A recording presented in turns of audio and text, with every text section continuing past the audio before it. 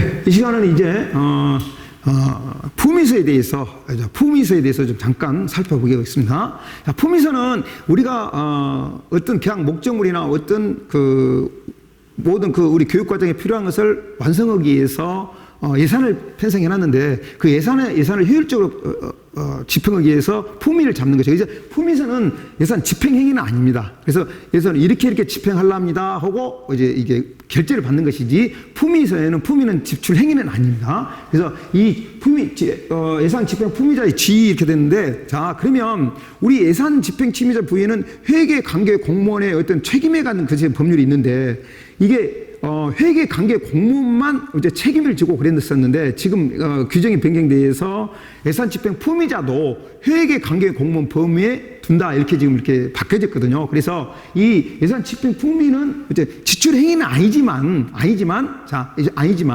그 품위 단계부터 회계 관계 공무원에 준해서 이렇게 해석해라, 이렇게 생각하시면 되겠습니다. 그래서 이 품위서 작성자의 책임은 이제 계약 담당자나 회계 관계공무원도 똑같은데 예산 집행 품위자도 포함해서 해야 된다, 그 말입니다. 그래서 품위 금액은 지방회계법 제29조 제2항에 보면 이런 내용이 나와요. 자, 품위를 할 때 예산의 범위 내에서 해야 할 것인가, 예산이 초과돼서 해도 될 것인가, 그게 이제 논란거리가 되는데, 지방회계법 제29조 제2항에 보면, 자, 지방자치단체 계약 담당자는 원인행위 할 때, 자, 원인행위는 누가 합니까? 원인행위는 결제는 학교장이 하죠. 그죠?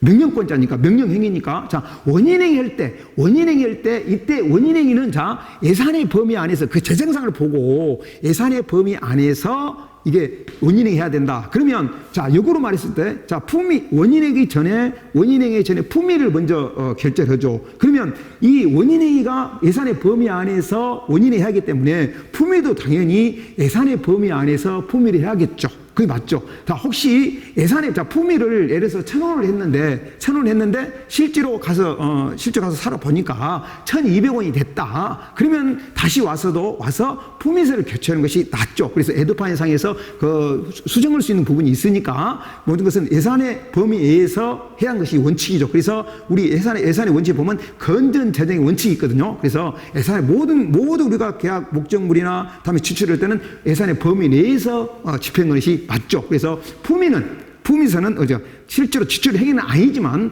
예산을 효율적으로 효율적으로 사용하기 위해서 결제 맺는 과정이다, 이렇게 생각하시면 되겠습니다. 그래서 예산 집행 품위자도 회계 관계 공무원에 준하여서 이렇게 명시되어 있기 때문에 품위를 제대로 이렇게 한 게 좋겠죠.